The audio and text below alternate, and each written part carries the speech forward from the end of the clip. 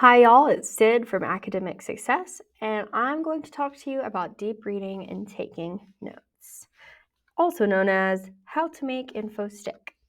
So let's start with deep reading. What is it? How's it different? And why should I do it? So, deep reading is a critical and focused practice. It's multi-layered and is centered around fully understanding the purpose and function of a text that you have to read. It's done with intention and purpose. Deep reading is never done on autopilot. It's not appropriate for everything you read, though.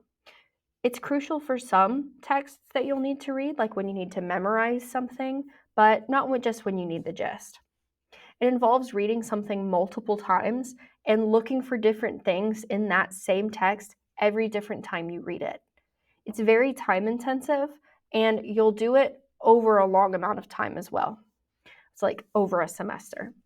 And it's very important in college. Not every class will require you to do this, but probably several will.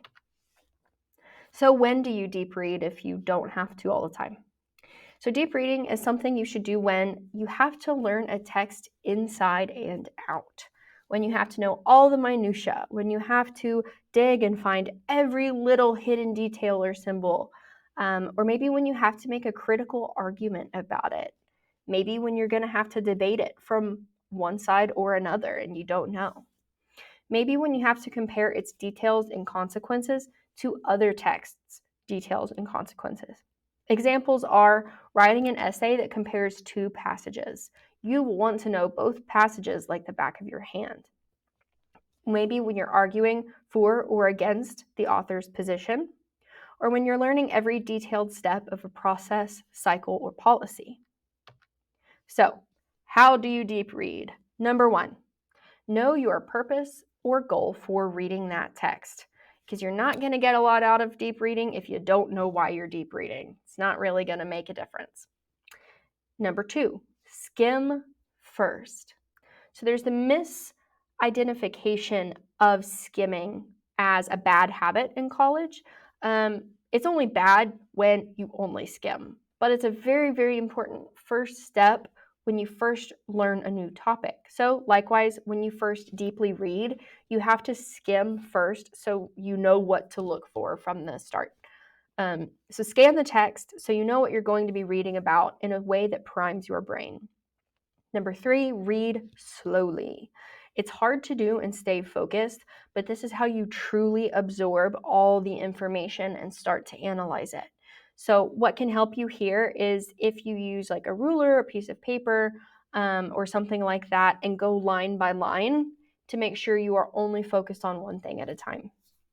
And take notes as you go. Write down everything that seems important, sort of just like word vomit on the page, and note the page numbers. Note every thought you have about it. Maybe it's a question. Maybe you don't get it. Or maybe you think it's absurd, or it doesn't matter. Just make sure you note everything you're thinking so that you can come back to that every sequential time that you read this text, because you'll get different things. Pay special attention to conclusions you start to draw, key points, predictions, patterns, issues, concerns, anything like that. And then finally, think about it. Give yourself time to reflect and consider on what you read and why it says what it says. What's the subtext? How does it pertain to your assignment or course? What are the ramifications of the arguments that the text made? Maybe on behalf of the author, maybe on behalf of the reader, maybe on behalf of the culture. And did you enjoy it? All kinds of things to think about.